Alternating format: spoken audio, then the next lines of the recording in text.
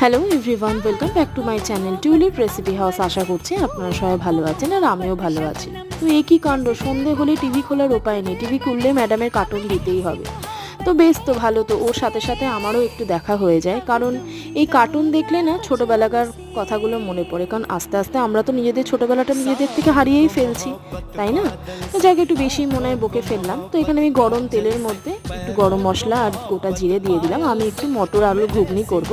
তো এটা একদমই নিরামিষ বানাচ্ছি, জিরে আদা টমেটো দিয়ে।